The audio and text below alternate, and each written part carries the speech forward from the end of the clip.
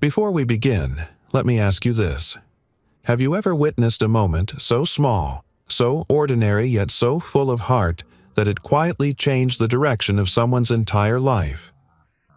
Today's story begins with something as simple as a cold morning, a worn-out stranger, and a little girl who refused to walk past someone hurting. What happened next? No one could have predicted. Settle in, take a breath, and listen closely because sometimes the moments we overlook are the ones that alter everything. Single dad tried to stop his daughter from hugging a stranger. Unaware she was a billionaire CEO, the first sound wasn't her mother's voice.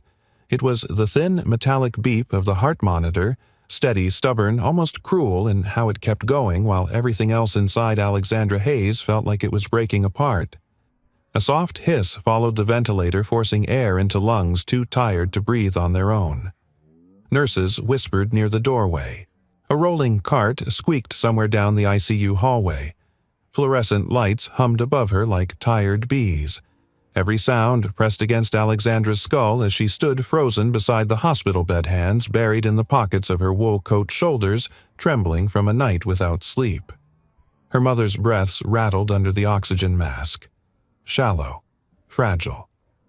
Alexandra leaned closer, her voice a cracked whisper. "Mom, I'm here."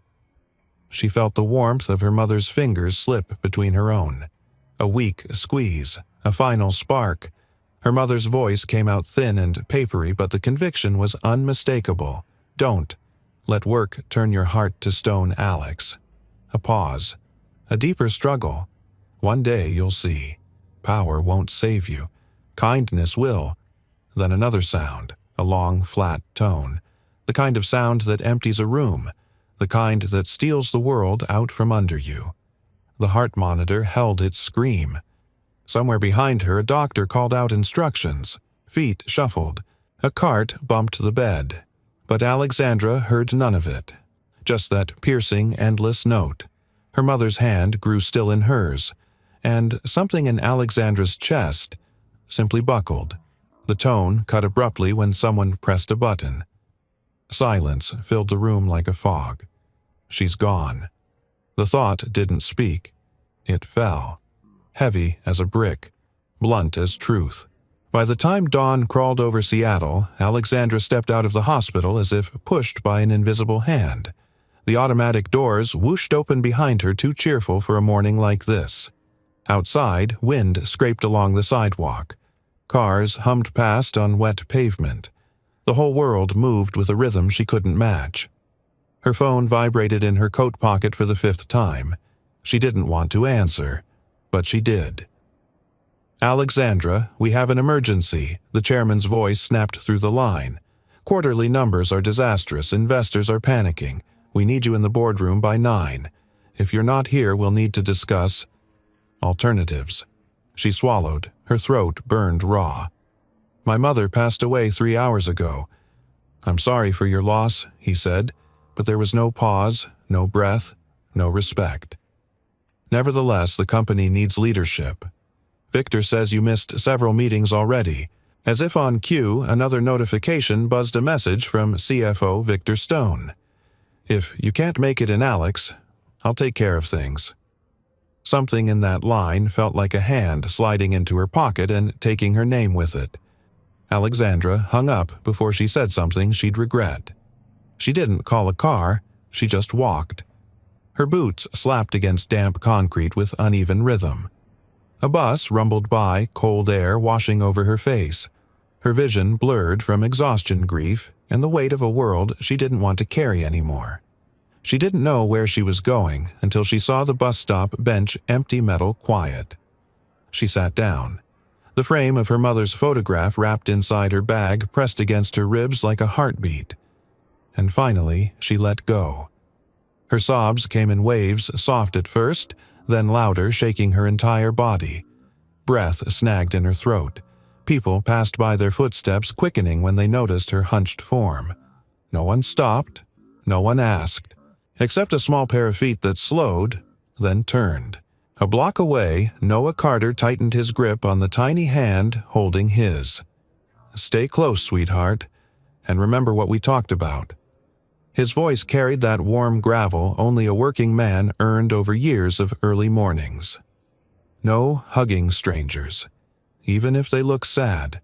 Not everyone's safe."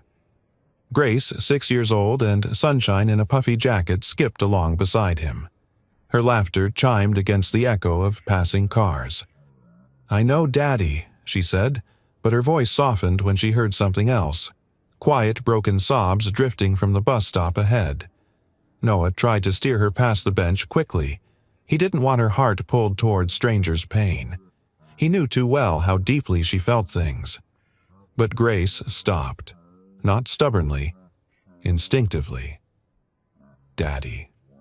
She tugged his sleeve. "She sounds like she hurts." Noah's chest tightened. "Sweetheart, we don't." But Grace had already slipped her hand free. Tiny footsteps pattered across the sidewalk. Tap, tap, tap, heading straight toward the crying woman with the heavy shoulders and shaking breath. Grace Noah lunged forward, pulse jolting with fear. "Honey, wait." But Grace didn't wait. She walked right up to Alexandra, who hadn't even noticed her yet, lost inside grief's hollow echo. The little girl's voice was soft, but clear enough to cut through the air. "Miss, you look like my mommy did when she was about to cry." A short pause. "Can I give you a hug?" Alexandra's breath hitched, the kind of sound that makes time stutter. She lifted her face just enough to see the small figure before her warm breath, gentle tone hands open like an invitation to step back into the world. The dam inside her burst. A choked sob broke from her chest, raw and unfiltered. She covered her mouth with her hand, but the sound slipped through anyway. Grief, fear, exhaustion all pouring out at once. Grace slowly leaned in, wrapping her arms around Alexandra's waist with the kind of certainty only children possess, the belief that a simple hug can fix something huge. Alexandra clung back, fingers, trembling forehead resting on Grace's small shoulder. For the first time in months, she didn't feel alone. And then Grace Noah's voice thundered behind them, sharp with panic.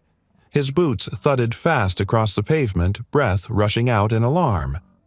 "Sweetheart, what are you, Grace?" His voice cracked. "What are you doing?" The sound cut the air like a blade. For a heartbeat, no one moved. Grace's little arms stayed wrapped around Alexandra's waist, her cheek pressed gently against fabric damp with tears. Alexandra couldn't steady her breathing. Each inhale sounded thin, broken, like something inside her had cracked so deeply she didn't know if it could ever fit back together again. Noah rushed forward, boots skidding slightly on the wet pavement. He crouched down, voice low but trembling with panic.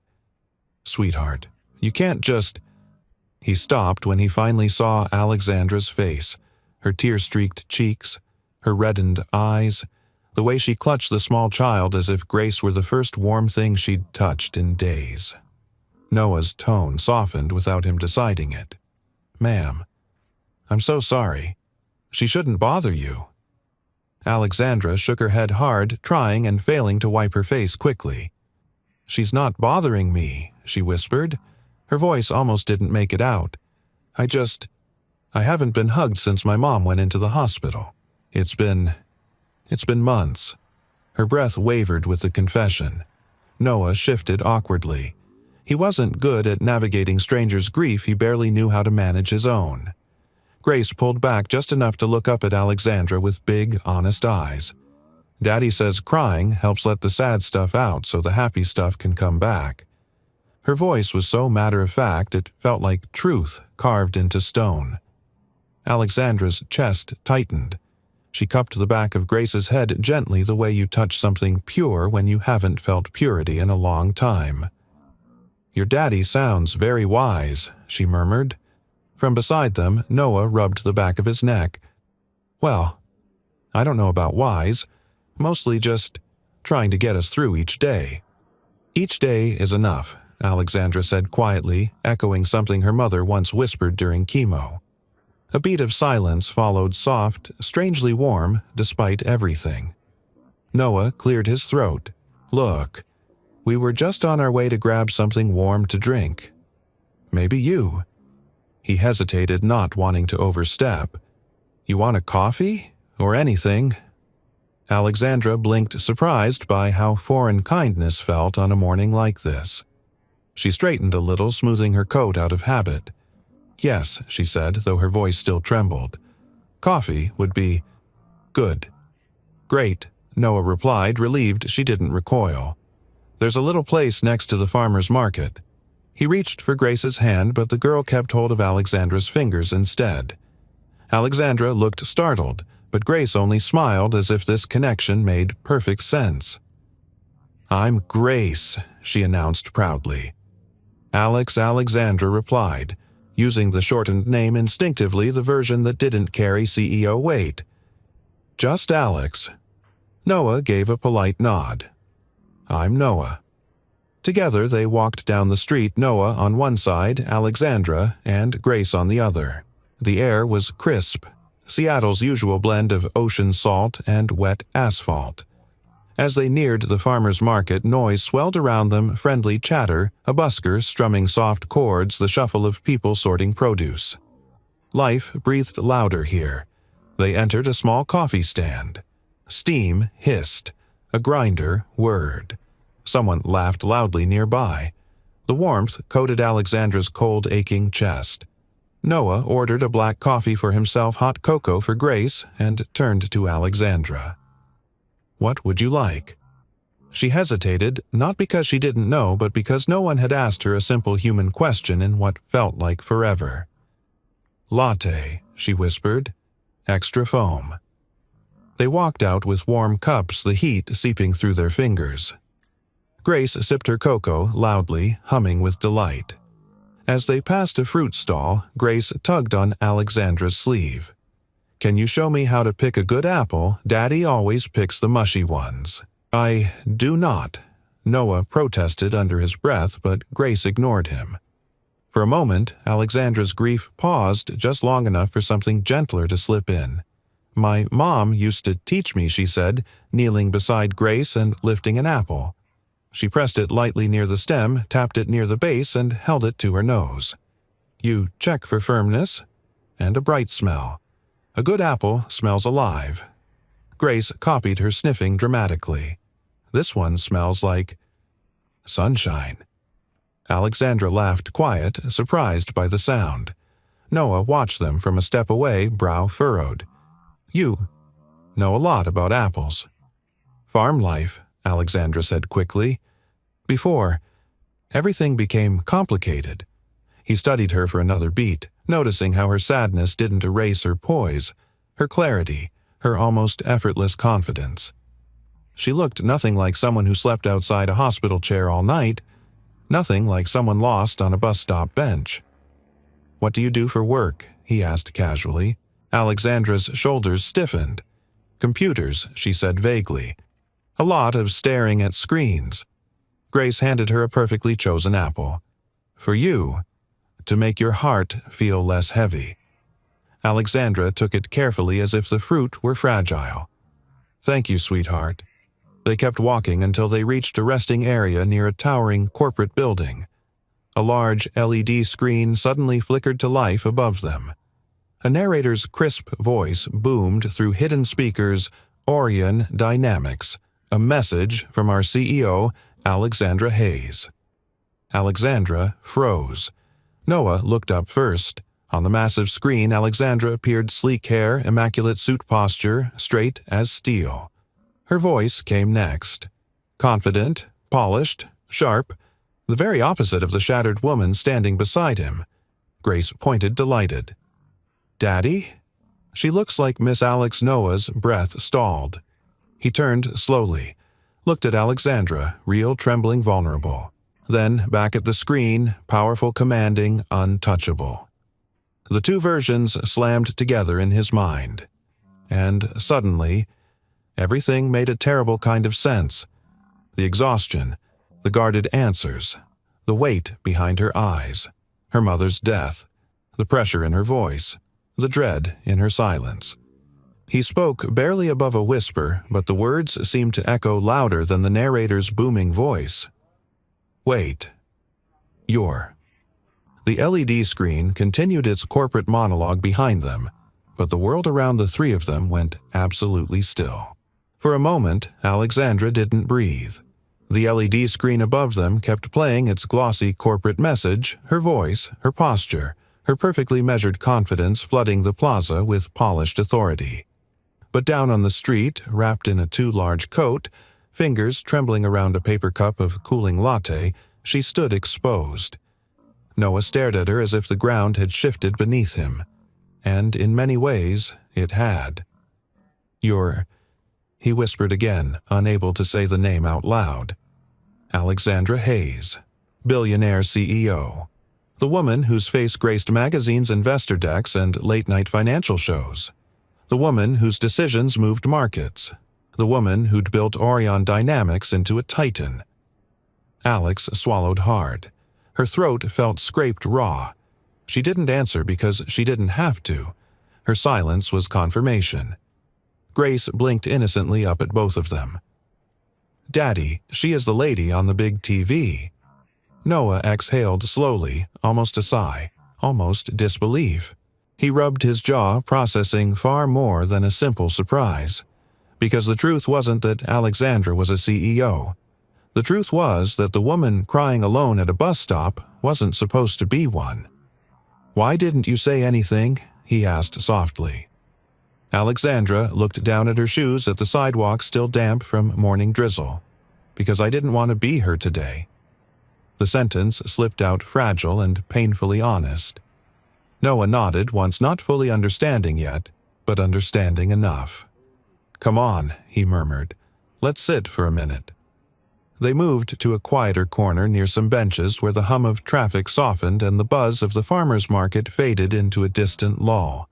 A pigeon fluttered overhead. A bus rumbled by. A car horn sounded faintly across the street. Normal sounds, life sounds, but each vibration seemed to tug Alexandra back into her body. She clasped her hands around her latte, absorbing its fading warmth. Noah sat beside her. Grace climbed up, legs dangling, resting her head against Alexandra's arm as if she'd known her for years. For a long beat, they said nothing. Then Alexandra spoke, voice barely above a breath. "My mother died this morning." The words hit the air like stones dropping into deep water. Even Grace lifted her head. Noah's eyes softened. "Alex, I'm so sorry." "She fought for months," Alexandra whispered. "Cancer. It took everything from her, and I kept leaving the office to sit with her. I didn't care about meetings or deadlines or any of it." She gave a small, hollow laugh. The board cared, though. They cared a lot. "When someone you love is sick," Noah said quietly, "everything else stops mattering." Alexandra's lips trembled. "They don't see it that way. They think I'm distracted, emotional, unstable." She looked at Grace as if searching for something pure to hold on to. "Victor, my CFO, he's been waiting for a moment like this. Waiting to take over." Noah frowned. "Victor, the guy who texted you earlier?" She inhaled sharply. "Yes, he didn't press, didn't judge. He just listened, and somehow that made her spill everything she'd held back for months. "I've missed meetings," she said, voice cracking slept in. "Hospital chairs. Rewrote financial statements at 3 a.m. Tried to keep up appearances, tried to be strong. But every time I stayed later at the hospital, the board pushed harder. And my mother, she kept telling me to slow down, to not let my heart harden." She closed her eyes. Her last words were about kindness. A tremor went through her.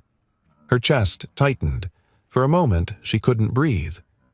Grace reached over, placing her tiny hand on Alexandra's sleeve. "You don't have to be strong all the time," she said softly. That single sentence nearly broke Alexandra again. Noah cleared his throat. "I know it's not the same," he began. "But when my wife passed, it felt like the world went quiet. Like everyone else kept living at normal speed while I was stuck underwater." Alexandra lifted her head. His words cut straight to the truth she hadn't dared admit. "How did you—" "Keep going," she whispered. "Grace, he answered simply. And remembering she'd want something better for us than falling apart. Alexandra stared at the ground, heartbeat thudding slowly in her ears. I don't know if I can keep standing. Not today. Then sit, Noah said softly. Just sit. You're allowed to. Her body sagged forward, elbows on her knees. A long, shaky exhale left her. But life didn't pause, not even for grief. Her phone buzzed violently in her pocket. She didn't want to look. Not after the morning she'd had. But the vibration kept going. Then again. And again. Reluctantly, she pulled the phone out. Email notifications poured in urgent all caps. Emergency board meeting. Vote of no confidence today. 3 p.m. Mandatory attendance. CEO performance review. Immediate. Investor. Relations need answers. Her hands went numb around the device. Noah leaned slightly closer. Everything okay? She shook her head, breath catching. No, not even close. Another buzz. Another email. Then another. It felt like an avalanche sliding down from the sky to crush her ribs. I'm about to lose everything my mother spent her life believing I could build. Her voice cracked mid-sentence. And part of me wonders if it's easier to just let it fall apart. Noah sat up straighter. Alex. But she went on as if the words had waited months to escape. I'm tired, Noah. So tired I can't separate grief from work anymore. I don't even know what hurts more, losing her, or losing myself. Her nails dug into her palm. What if I don't go? What if I just let them take it? Noah's brows knit. Grace leaned into Alexandra, sensing tension, even if she didn't understand the politics. Then Alexandra whispered more to herself than to anyone. Maybe the world would be quieter if I stopped fighting. Silence thudded between them, thick, heavy, suffocating. The city hummed faintly in the background, a distant siren, a cyclist's bell footsteps tapping the pavement. Life going on indifferent to her unraveling. Her phone buzzed again, and this time the words on the screen didn't feel like pressure, they felt like a countdown. 3 G-World p.m. Vote of no confidence. If absent, forfeiture is assumed. Her pulse hammered in her ears. Noah watched her carefully, gently, like someone approaching a wounded animal. Alex, he murmured, choosing each word like a lifeline. What do you want to do? But she couldn't answer. Because the truth weighed heavier than the title she carried. Heavier than her collapsing company. Heavier than grief. She didn't know what she wanted. Only that she was standing on the edge of something vast and terrifying. The silence after Alexandra's confession lingered like a cold shadow, heavy enough to feel in the lungs, quiet enough to hear every faint hum of life around them. A seagull called somewhere above the waterfront. A car door slammed across the street. The distant bell of a streetcar echoed faintly through the crisp Seattle air. Noah watched her carefully, still processing everything he'd learned in the last hour. But one thing had become painfully clear. This wasn't a CEO sitting beside him. This was a daughter who'd just buried her mother. A woman pushed past the brink of exhaustion. A human being hanging on by threads. He took a slow breath, his voice gentle. You shouldn't be alone today. Alexandra didn't look up. Her fingers fidgeted around the empty cup in her hands as if she were trying to ground herself in something solid. Alone is easier, she said softly. No expectations, no pressure to pretend.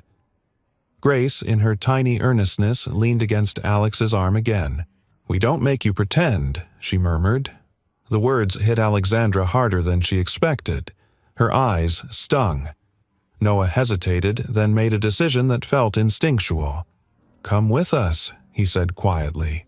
Just for a little while. My place is nothing fancy, but it's warm. And safe. And you look like you haven't sat in a real chair in days.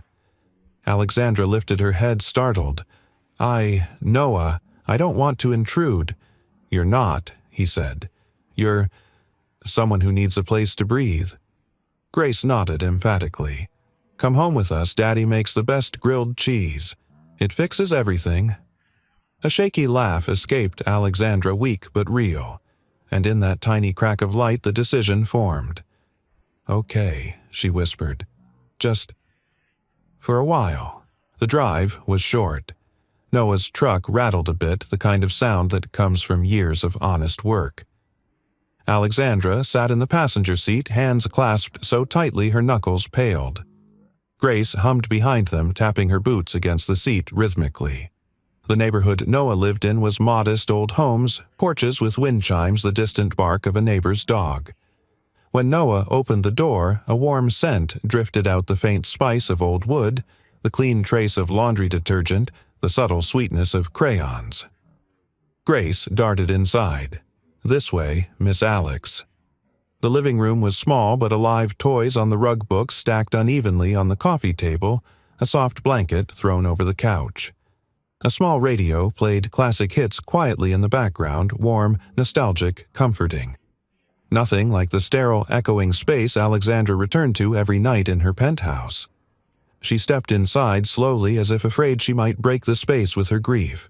"You can sit wherever," Noah said, locking the door gently behind them. "Sorry for the mess. Single dad, hurricane zone." "It's perfect," Alexandra murmured. "Feels human." Grace ran to the wall, pointing to a framed drawing. "That's Mommy. I drew it from a picture. Daddy says it's the best thing I've ever made."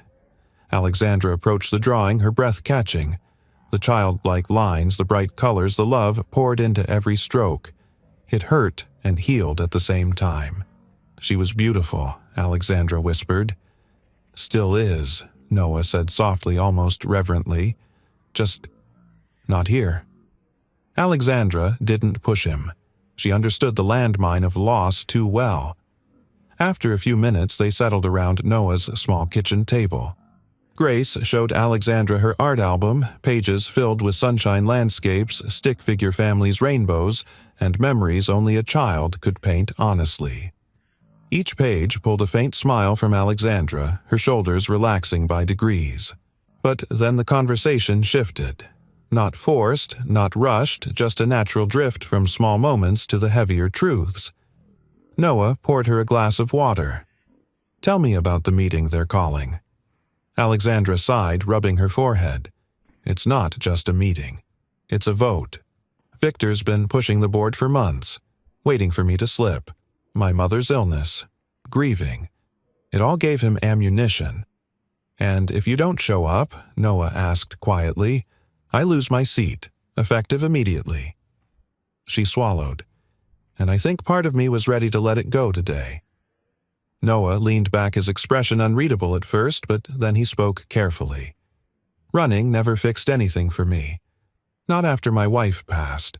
Not after I lost work. Grief tells you to hide, but hiding doesn't stop the world from happening." Alexandra's eyes glistened. "I don't know how to face them like this." Grace, completely unaware of corporate wars but deeply attuned to human hearts, climbed into Alexandra's lap, holding a piece of colored paper. "You need this," she declared. Alexandra unfolded it. A crooked star, a stick figure woman with sad eyes, and giant purple letters, "You can do it, Miss Alex." Alexandra's breath hitched. "Grace, it's a contract," Grace said seriously. "You have to go. If you don't, I'm going to be so mad." Noah choked on a laugh. "She's very strict about contracts." Alexandra pressed the paper to her chest. Something inside her steadied. Not fully, but enough to stand. She inhaled. "There's just one problem. If I walk in through the main entrance, the press will be waiting. So will Victor. He'll block me before I reach the boardroom." Noah frowned. "There's no back way." "There is," she said slowly. "The HVAC maintenance entrance." Noah blinked. "You mean the technical access point?" She nodded. "Orion has a contract with a maintenance company. HVAC, ventilation, electrical. If someone like you walked in with equipment, and I walked beside you..." Realization flickered across Noah's face. "You want me to sneak you in as a repair tech?" "It's not illegal," she said quickly. Just unconventional. Noah looked down at his hands, rough, calloused, honest. Alex, I'm just a guy who fixes broken things. I'm not a strategist. I'm not any of that. Grace tugged his sleeve. But Daddy, you are a superhero. Noah closed his eyes for a long moment, and when he opened them, there was resolve. All right, he said quietly. I'll get you in. But you have to promise me something. Alexandra waited, breath tight. You walk into that boardroom, he said, and you fight like hell. No running. She nodded once. Firm, I promise. The moment held electric, steady, unspoken trust forming in the cracks of two broken lives. The service entrance of Orion Dynamics didn't look anything like the gleaming lobby the world associated with the company's billion-dollar image. Down here, everything echoed. Metal doors creaked. A ventilation fan hummed with a low, steady growl. Somewhere above them, an elevator dinged, faintly far removed from this underground artery where only workers came and went. Perfect, hidden, unnoticed. Noah's tool bag clanked at his side with each step, solid, honest, familiar. Alexandra walked half a step behind him, baseball cap pulled low, a plain gray mask covering most of her face. It felt absurd that the CEO of Orion Dynamics had to shrink herself into anonymity just to enter her own building. Absurd and humiliating. But necessary. Grace had insisted Alexandra keep the little paper contract in her pocket. You can do it. Miss Alex peeked from the edge of her coat every time she moved. It was the only thing steadying her breath right now. Stay close, Noah murmured without looking back.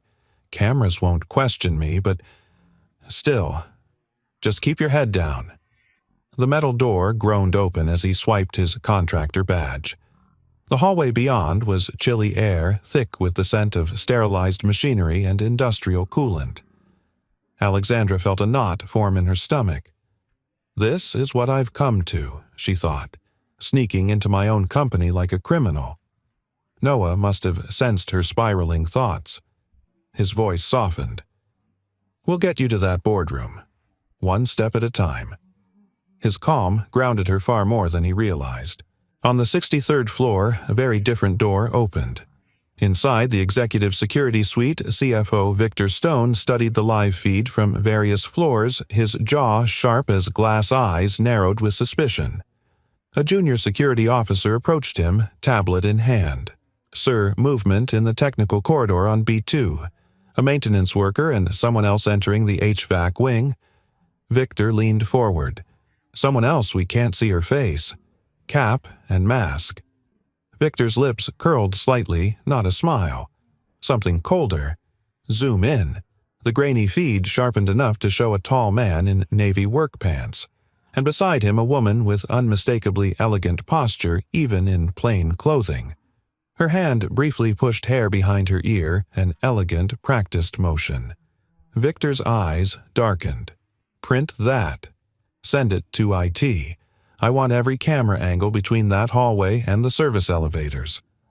The officer hesitated. Sir, is there a concern? Victor's voice dropped taut and dangerous. She wasn't supposed to be back today. Meanwhile, Noah and Alexandra rode the service elevator upward. The air felt tense, humming softly with mechanical vibration. Alexandra closed her eyes briefly, steadying her pulse to the rhythm. Noah cleared his throat. Just so we're clear, you walk into that boardroom alone, right? Yes. Alexandra nodded. But if anything goes wrong, he shook his head. Nothing's going wrong. You're getting in. That's the job. She looked at him.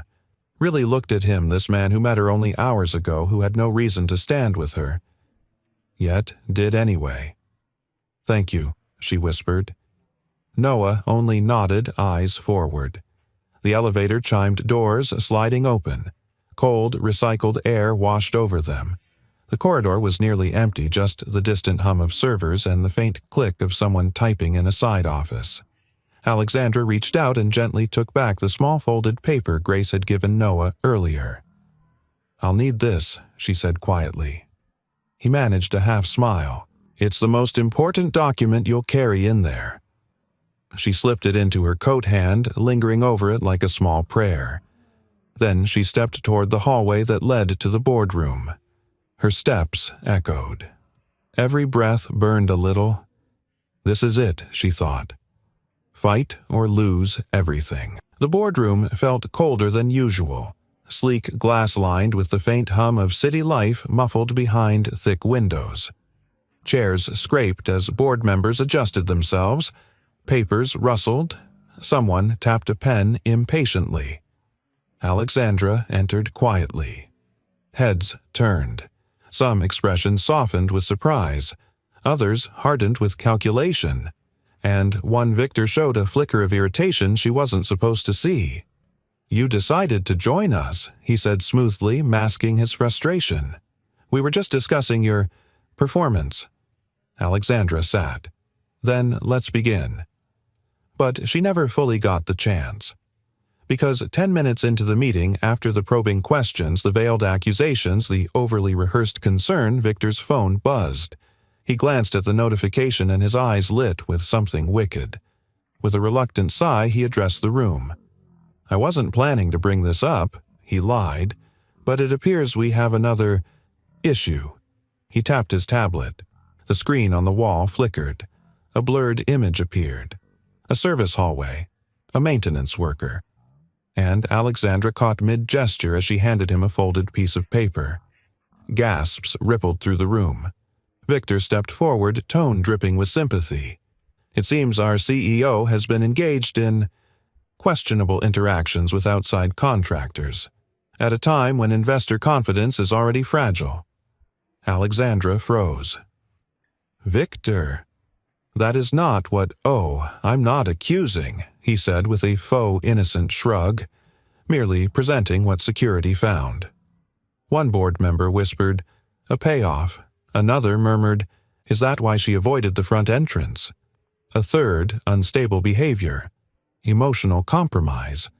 The narrative twisted like a blade. Alexandra's chest tightened. She tried to speak, but the room moved faster than her breath. "That footage is misleading," she finally said. "You don't know what I was." Victor lifted a hand, cutting her off.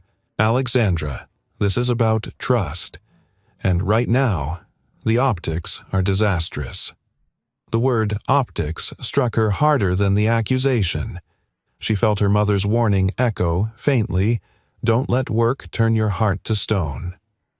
Her hand brushed against the folded paper in her pocket, Grace's smudged handwriting like a distant heartbeat. But before she could defend herself, a board member slid a tablet across the table. "Have you seen the article?" he asked gravely. Alexandra picked it up. Her vision blurred as she read the headline, "Arian's CEO Meltdown, Emotional Instability and Inappropriate Relationship with Maintenance Staff." A grainy freeze frame of her and Noah was splashed beneath the title.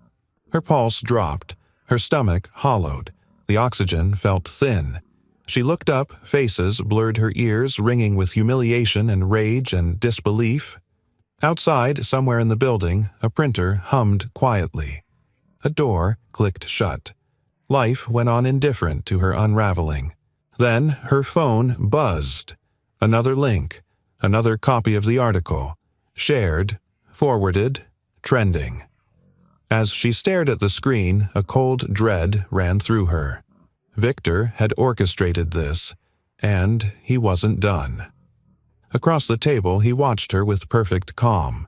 The boardroom emptied slowly, the gravity of scandal hanging in the air like thick fog. Each scrape of a chair, each muted shuffle of shoes, each hushed conversation slipping out the door left Alexandra feeling more and more exposed, like someone had peeled away every layer of armor she had left. Someone handed her a folder. Someone else avoided her gaze. Victor gave her a sympathetic nod so convincing it made her stomach tighten. And then she was alone. Alone with the echo of that headline. Alone with the grainy still frame of her and Noah twisted, weaponized, poisoned. Alone with the knowledge that the board now saw her as a liability. A faint hum from the building's ventilation system filled the silence. It was oddly cruel, steady, indifferent while her world wobbled. A soft knock broke the quiet. Alexandra, the PR director Megan, slipped inside, followed by the head legal counsel and the board chairman. Their voices were clipped professional, but the tension pulsed underneath every word. "We need to act quickly," Megan said. "The narrative is spreading. Investors are calling. The media wants statements." Legal counsel adjusted his glasses. "The safest move is to create distance." "Immediately." "Distance," Alexandra echoed. The word scraped down her throat. From what the chairman exhaled. From him. Her heart tightened. From Noah. "Yes," Megan said gently. "It's nothing personal. But to protect the company and your position, you need to sever any connection before the story grows." Legal counsel unfolded a paper. "This is a directive to suspend all contracts with the maintenance vendor he works for. It signals decisive action. Reassures the board." Alexandra stared at the page. The world went muffled. Just the paper crackling in her hands. Just her pulse thudding in her ears. Just a faint echo of Grace's little voice. "Hugs are magic, surfacing like a ghost." "I don't want to punish him," she whispered. "This isn't punishment," the chairman insisted. "It's containment." "It's optics," Megan admitted softly. "And right now, optics matter more than truth." There it was. The same word Victor used to stab her earlier. Optics. The word that had dragged her mother's warmth, her grief, her humanity under its heel. Her breathing turned shallow. Her fingers shook. Her eyes burned, but not from sorrow. From shame. "If we don't act now, legal counsel press the board may proceed with a removal vote tomorrow." The chairman tapped the table. "Alexandra, it's your job or his contract. You know what you have to do." Her throat closed. Her ribs tightened. She knew. This is how the world works, she told herself. This is survival. Her mother's last words whispered inside her memory, "Kindness will save you." But kindness had no seat at this table.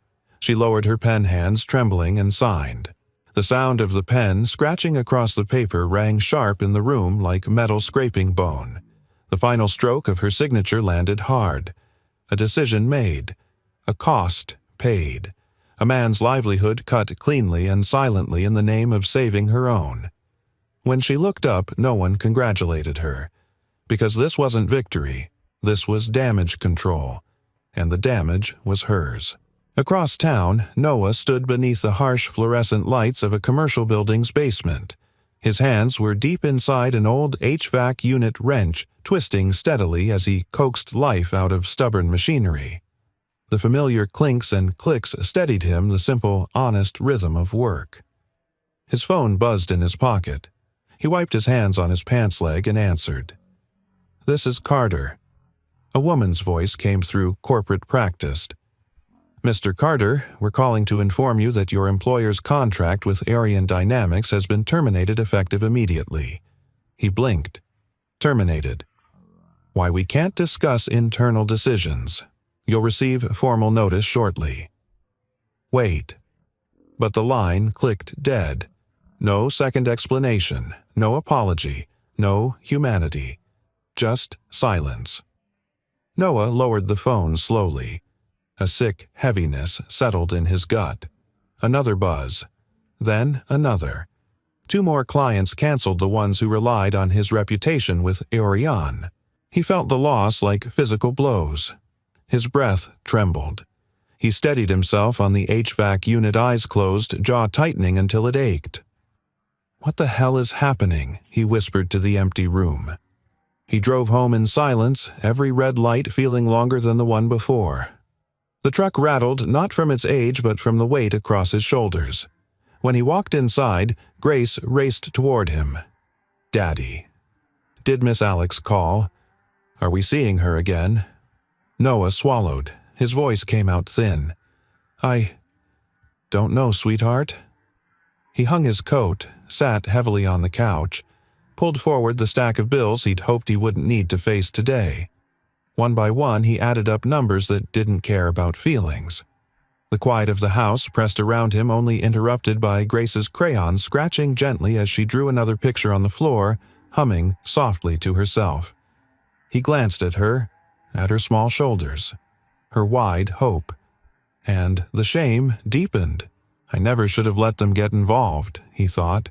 I should have protected us from the start. But deep down, another truth gnawed at him. I trusted her. Meanwhile, in her penthouse, Alexandra sat in the dark. She hadn't turned on a single lamp. The city lights filtered through the floor-to-ceiling windows, cold, distant, fractured through her tears. The television chattered faintly in the background. A financial talk show. She didn't mean to turn it on, but maybe she was searching for something, some reassurance that she hadn't destroyed everything. Instead, she heard her own name. CEO Alexandra Hayes appears to be unraveling under pressure, a commentator said. This photo, circulating online, suggests emotional instability and possible inappropriate behavior with a lower-level contractor. Another voice chimed in. Well, she's been absent for months. Investors have been uneasy. This might be the breaking point. Her chest tightened painfully. She muted the TV, but the damage was done. She pressed a fist to her mouth to stifle a sound, not quite a sob, not quite a scream. Something in between. Something raw. She leaned her forehead against the cool glass window. What have I done? The words pulsed inside her like a heartbeat. The rain started outside, soft at first, then heavier, tapping the window like quiet accusations. Her reflection stared back at her, tired, hollow, unrecognizable. She whispered into the darkness, I hurt the only people who were good to me. The night didn't fall gently, it collapsed. Across Seattle, lights flickered on in apartment windows, rain tapped against rooftops, and distant sirens wove through the city's heartbeat. But inside two different homes, separated by miles and circumstance, the same heavy silence settled like a fog. A silence made of exhaustion, of regret, of choices that couldn't be undone. At Noah's house, the last lamp in the living room glowed a tired amber. The small space felt unusually still. No cartoons playing softly in the background, no scent of grilled cheese cooling on the counter, no sound except the occasional creak of the old floorboards. Noah sat on the couch, shoulders slumped forward, elbows on his knees. Bills lay scattered in front of him. Payment notices. 2 contracts canceled. A third postponed indefinitely. He stared at the numbers long enough to feel them carve pressure behind his eyes. He rubbed his thumb across the edge of a photo frame on the coffee table, his wife smiling in sunlight. Grace sitting on her lap, both laughing as if joy came easy back then. How did everything fall apart this fast? He whispered. His phone buzzed. He didn't look. He knew it wasn't Alex. She hadn't called. She hadn't explained. And maybe. That hurt more than losing the contracts. He breathed out through his nose, slow and shaky, before picking up the phone anyway. It was his younger brother Mason. Noah answered. Hey, how's my favorite nephew and my favorite grumpy handyman? Mason asked, voice too upbeat to be accidental. Noah swallowed. I've been better. Mason paused. Talk to me. Noah leaned back, head tilting toward the ceiling. I lost the Orion contract, and 2 more because of it. Damn, Mason murmured. That's Noah. I'm sorry, I'll figure it out. But even he heard the hollowness in his voice. What happened? Mason asked. Noah hesitated, weighing how much of this story belonged to him and how much belonged to a woman who'd clearly been drowning long before she met him. A misunderstanding, he finally said. A bad one, and someone I trusted wasn't really there for me. Mason sighed. Brother people disappoint us all the time, but not everyone does it on purpose. Noah stared at Grace coloring quietly on the floor, drawing a picture of a woman with long brown hair hugging a little girl. You didn't see her face when she left the market, Noah said quietly. You didn't see how broken she looked. Then don't assume she's the villain, Mason replied. Maybe she's fighting a war you don't understand." Before Noah could answer, Mason added softly, "And maybe you care about her more than you want to admit." Noah's chest tightened. He didn't deny it, because denying it felt dishonest, especially tonight. "Thanks," he murmured. "Always," Mason said. "And, hey, give Grace a hug for me." Noah ended the call, put the phone down, and turned to look at his daughter. She was still drawing, humming softly, lost in the gentle world she created every evening. "Hey, Bug," he said quietly. Grace looked up, her big eyes instantly brightening. "Daddy." He opened his arms. She climbed onto the couch without hesitation, curling against him like she had since she was little. For a few breaths he held her tightly, eyes closing as he tried to let the warmth of her small body anchor him. "Is Miss Alex coming back?" Grace whispered. Noah didn't answer for a long time. When he did, his voice was soft. "I don't know, sweetheart." Grace pressed her cheek to his chest. But even she felt the crack of sadness he tried to hide. Across the city, the penthouse was almost pitch black except for the dim glow of the skyline bleeding through the glass. Alexandra sat on the floor beside the window legs, pulled-in forehead resting against the cool pane. She hadn't changed out of her work clothes. She hadn't eaten. She hadn't moved much at all. Her mother's picture lay inches away, face turned toward the ceiling as if watching over her. The city hummed outside, traffic wind a horn somewhere far below. Inside, her breath sounded too loud. Her mind replayed every moment of the day. Victor's voice, the board's judgment, the headline burning itself into her memory. And, worst of all, Noah's eyes when he realized she was someone he could lose because of power she didn't even want. She drew her knees tighter. "I hurt them." The words repeated like a broken record. For a moment she thought she heard her mother's voice again, the memory soft, loving, worn around the edges. "Kindness will save you. If you let it." Alexandra's throat tightened. She had let fear make her cruel. She had let shame make her cowardly. And worst of all, she had let Victor maneuver her into hurting someone who had only shown her gentleness. A sharp chime broke the stillness. Her laptop, still on the coffee table, lit up with a new email. The subject line glowed through the dim room, anonymous tip. "You need to see this." Her pulse quickened. Not fear, not yet, but something sharper. She crawled toward the laptop and opened the email. No text, just a file. Cam footage. Original 063 Service Hall, MP4. Her fingers trembled as she clicked. The video loaded. The air conditioning hummed faintly in the background of the footage. Then there she was, disguised, tired, handing Noah the folded paper. But this time the audio played. Her voice soft. "Can you hold this? It's from Grace." A reminder not to fall apart. No exchange of money. No suspicious behavior. Just a moment of trust between two people trying to stay afloat. Her breath shattered in her chest.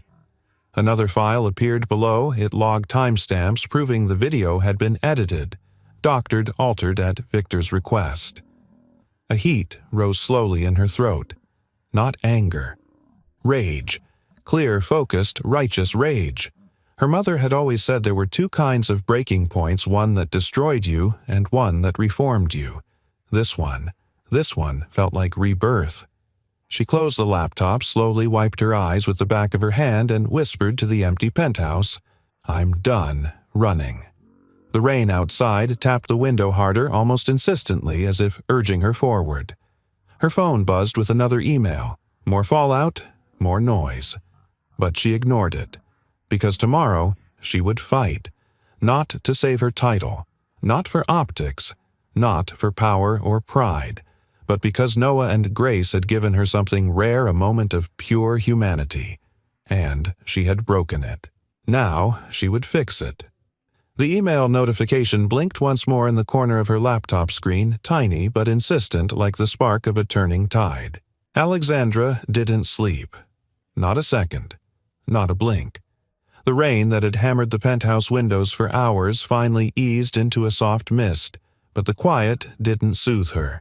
If anything, the silence sharpened everything: her thoughts, her regrets, her resolve. The anonymous email sat open on her laptop, its attachments still glowing like a confession finally brought to light. The untouched footage, the unaltered audio, her own tired voice saying, "It's from Grace," a reminder not to fall apart, and the log files showing exactly when Victor had ordered the edits. She stared at the screen until her vision blurred, not from exhaustion, from the weight of truth forcing its way back into her spine.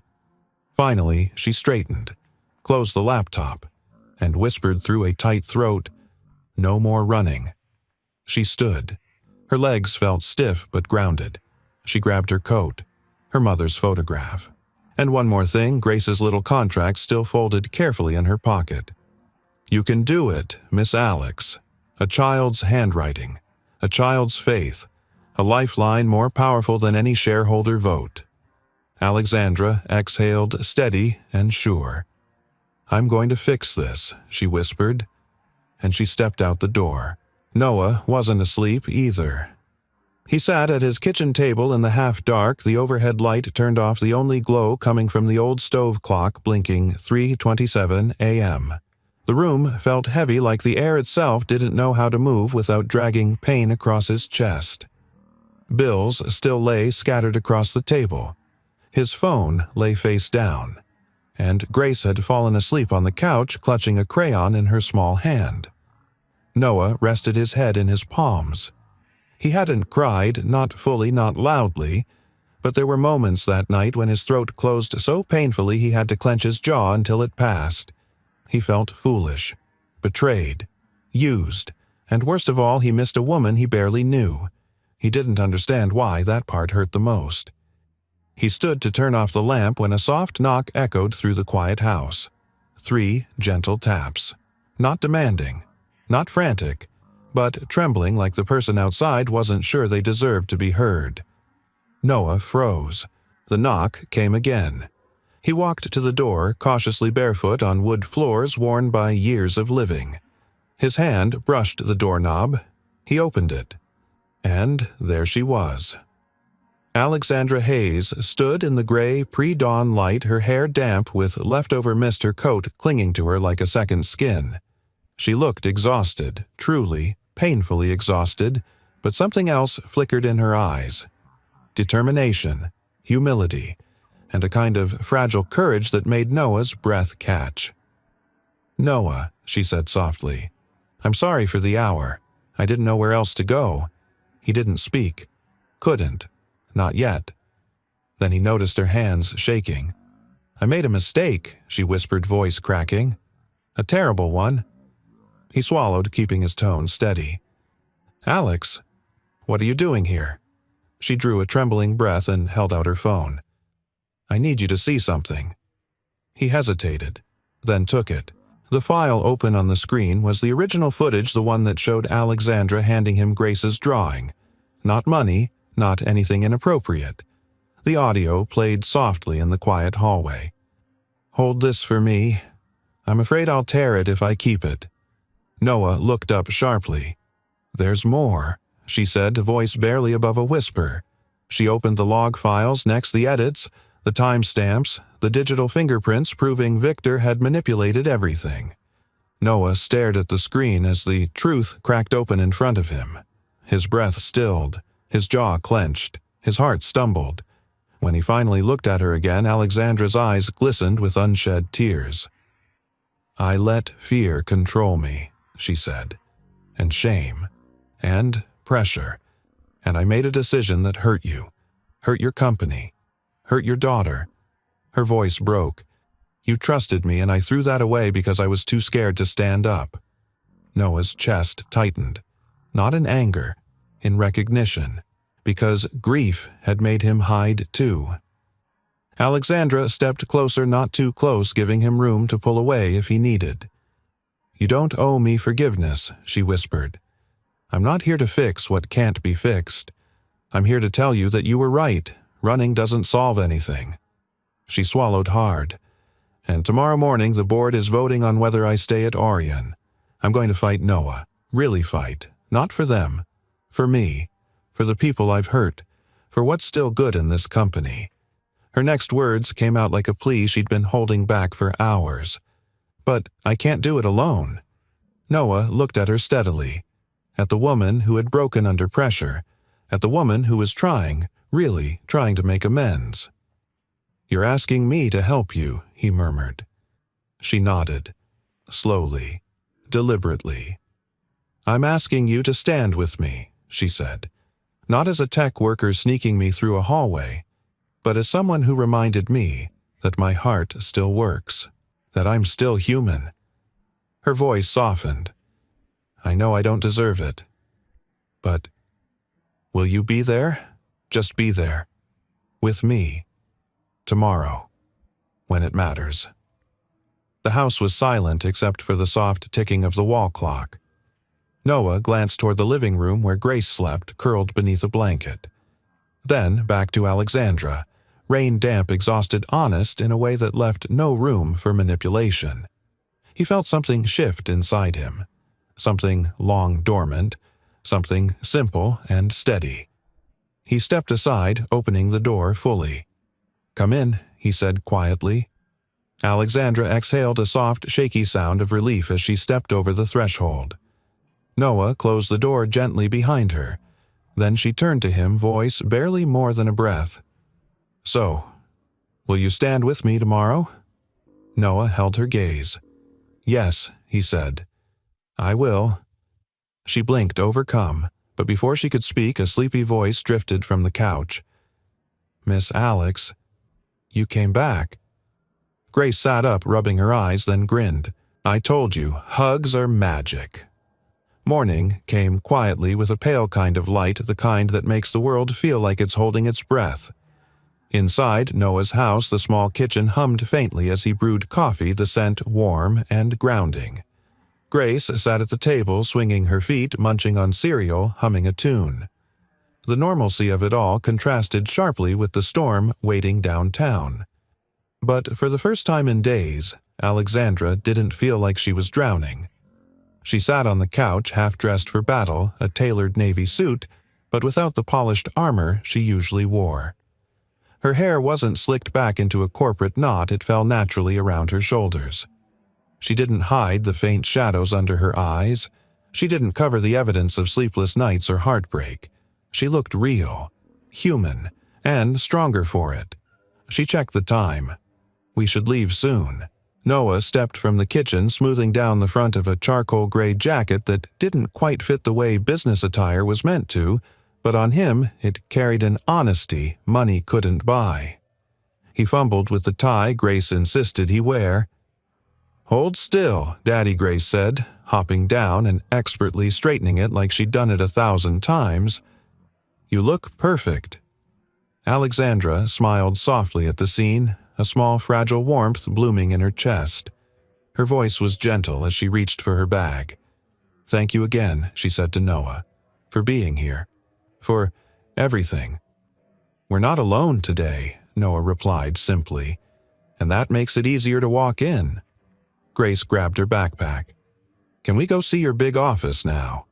Alexandra laughed softly. "Not the office, sweetheart, that part's chaos today. But I'll find a safe spot for you." Noah took her hand, and together they stepped out into the brisk morning air.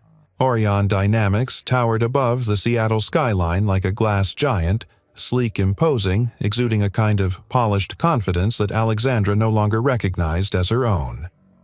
As they approached the main entrance, noise swelled around them. Cameras clicked. Journalists shouted questions.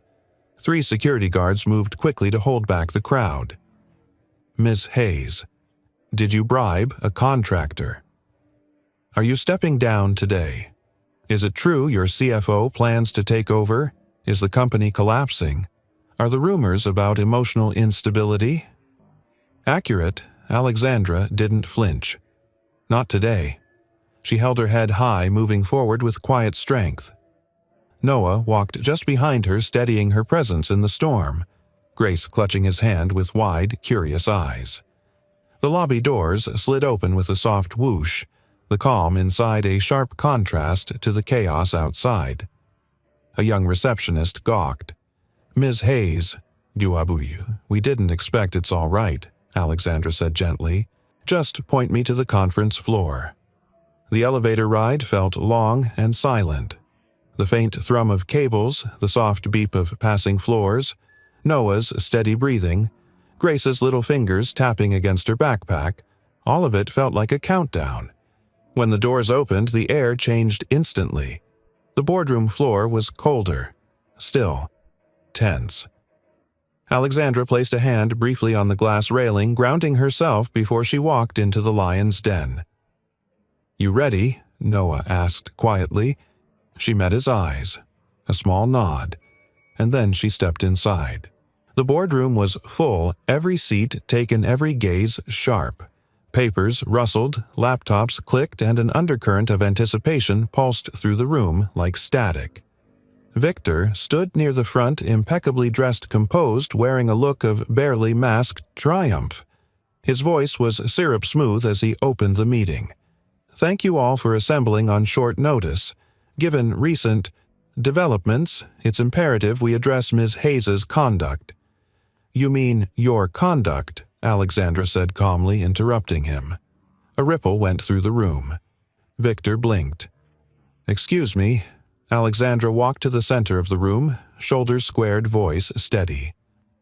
"Before we discuss the doctored headlines and misleading rumors circulating this morning, I'd like to present some clarity."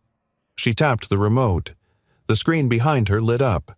Footage, the original footage. Her voice played through the speakers clear and unmistakable. "It's from Grace. A reminder not to fall apart. No money. No secret bribe. No inappropriate exchange.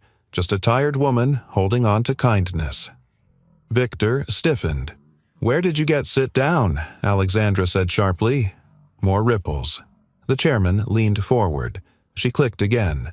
A second file loaded the edit logs. "Here," she said, "we see the timestamp where my CFO ordered the footage altered.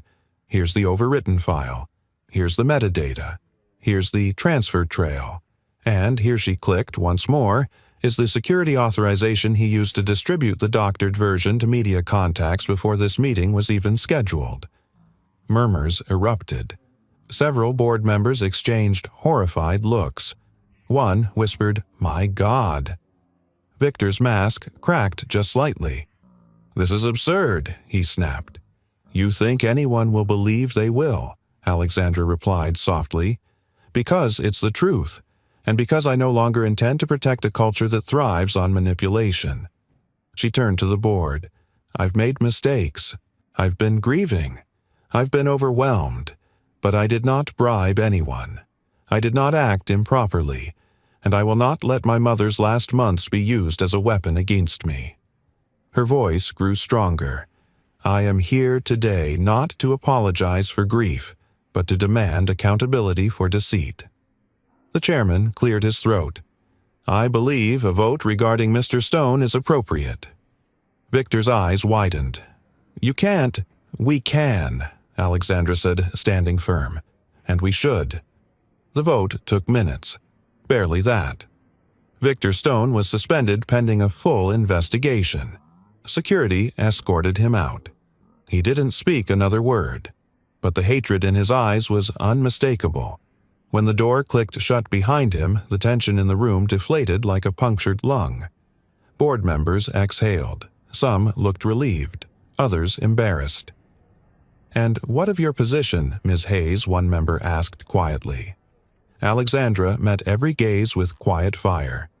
"I'll stay," she said, "but I won't lead Orion the way we have been. We're going to rebuild transparently, humanely, honestly.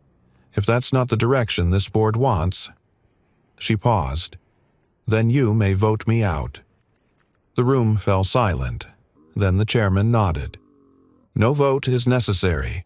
You stay with our full support."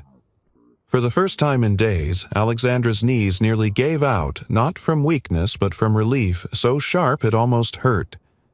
When she stepped outside the boardroom, the hallway looked strangely brighter. And Noah was there, standing exactly where she'd left him, waiting, steady. She barely got 2 steps before her legs wobbled.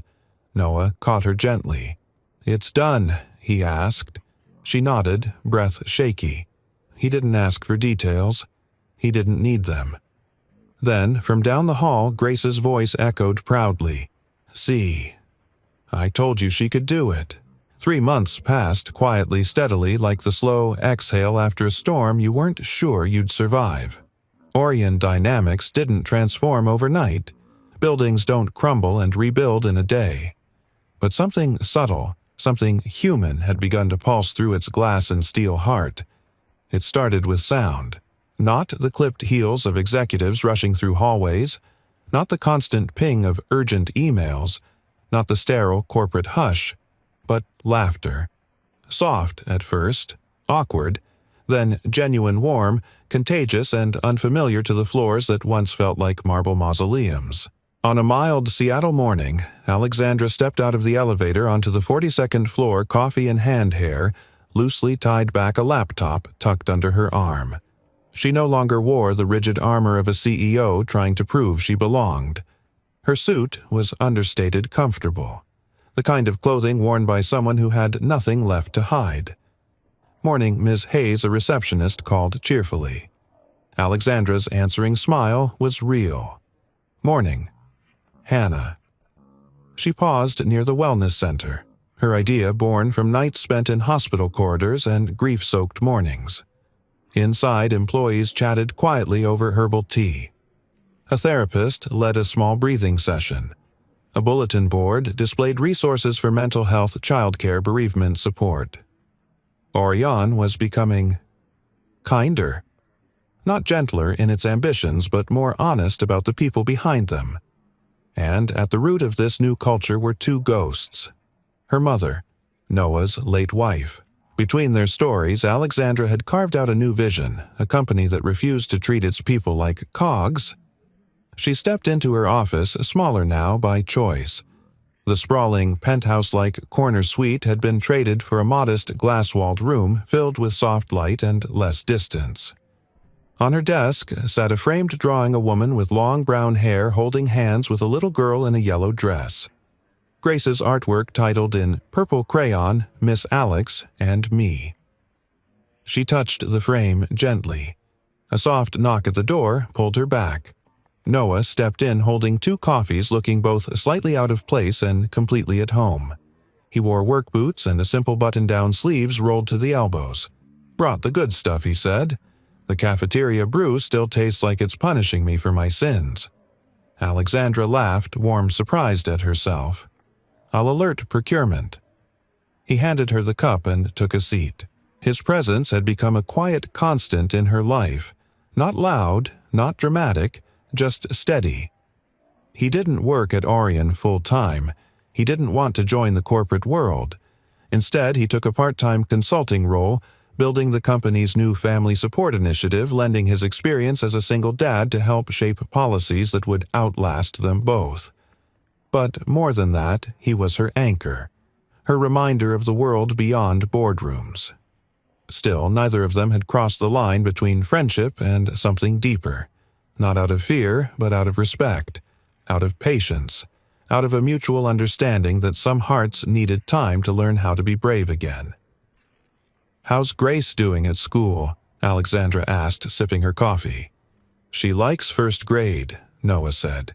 "She hates broccoli. She thinks her art should be in a real museum." Alexandra smiled. "Honestly, I agree."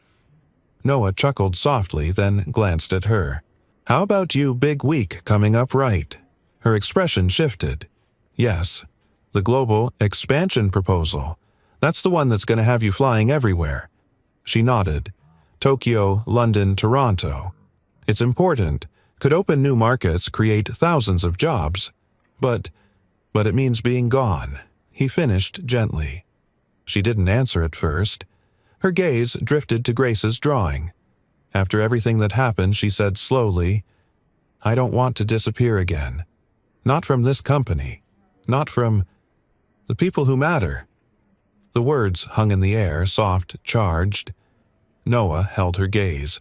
His voice dropped to something low, careful. "You won't disappear. Not unless you're choosing to." A knock interrupted the vulnerable moment. Grace burst into the room wearing a visitor badge, a small backpack bouncing behind her. Miss Alexandra's face lit up. "There's my favorite ambassador." Grace climbed onto her lap without hesitation. "Daddy said you have a room where kids can draw while grown-ups do boring stuff."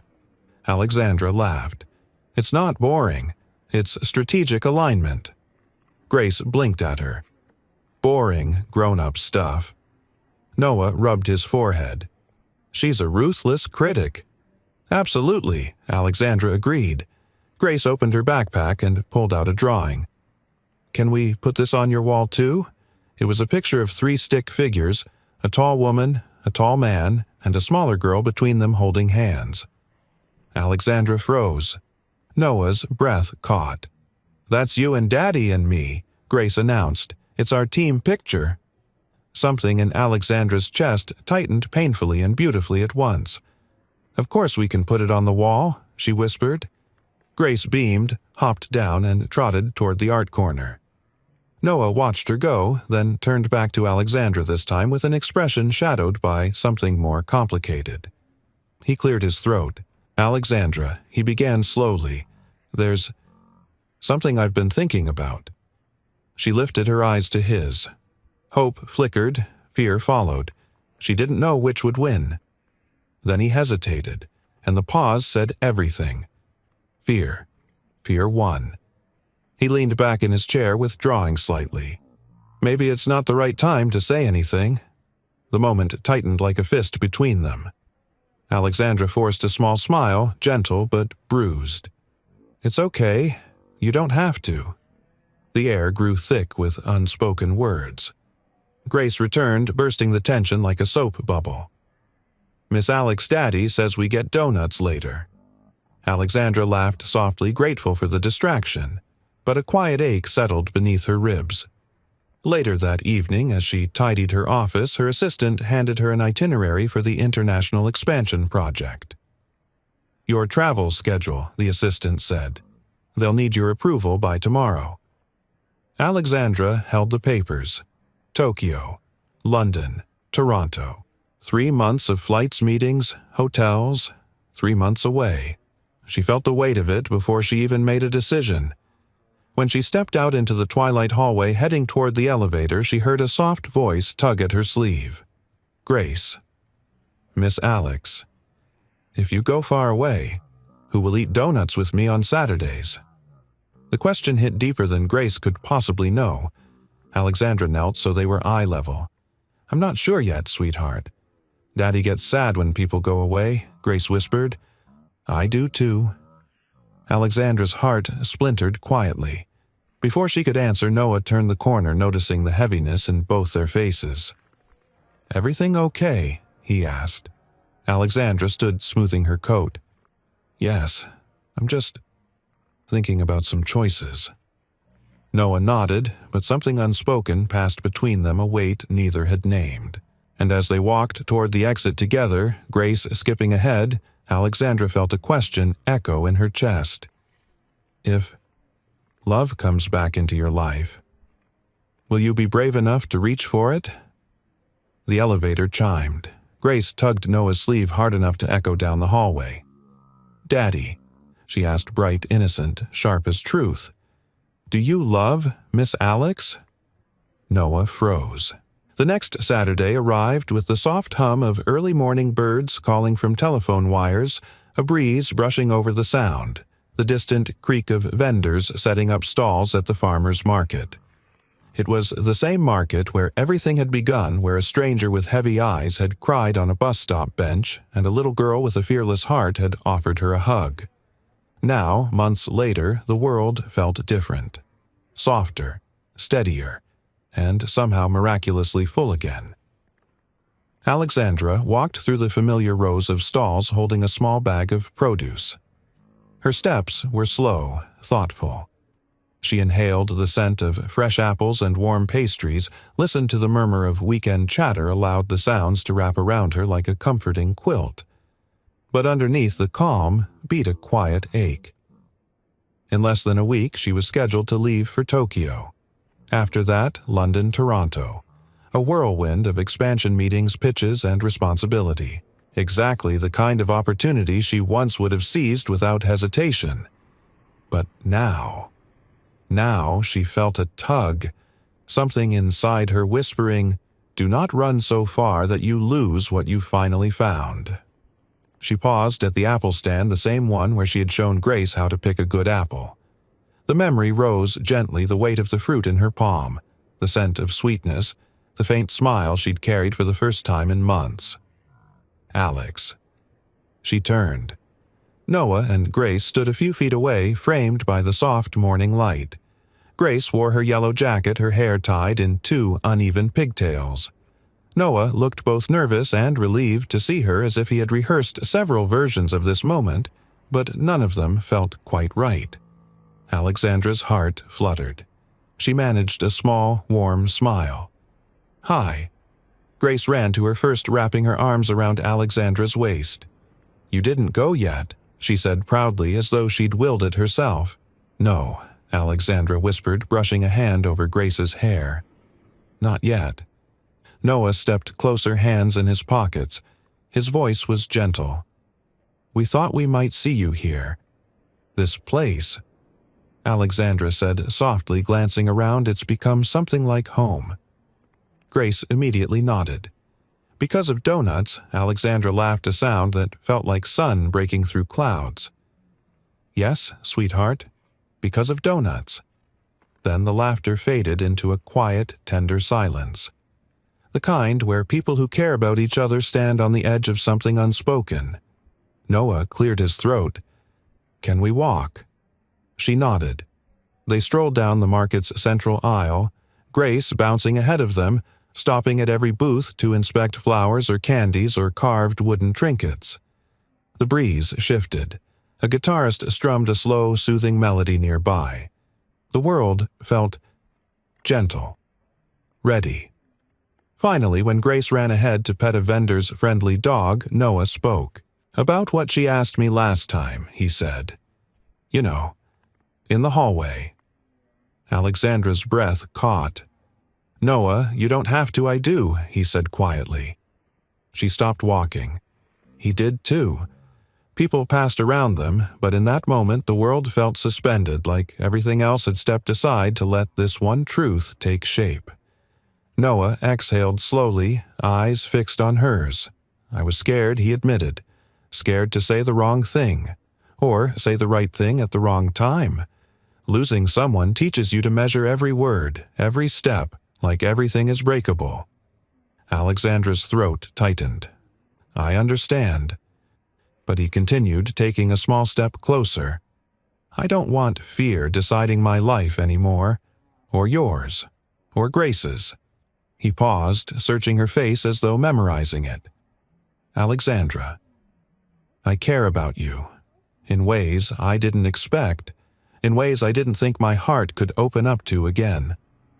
Her breath trembled not from doubt but from something tender blooming in her chest. She answered just as softly, "I care about you too." The honesty between them settled like warm light. "But I don't want to hold you back," Noah added. "You have a whole world waiting. A company that depends on you. You're built for big things. And I fix heaters and change filters." Alexandra lifted a hand, placing it gently on his arm. "No," she whispered. "You do more than that. You fixed something I didn't think could be repaired." Her voice wavered. "You gave me back my humanity."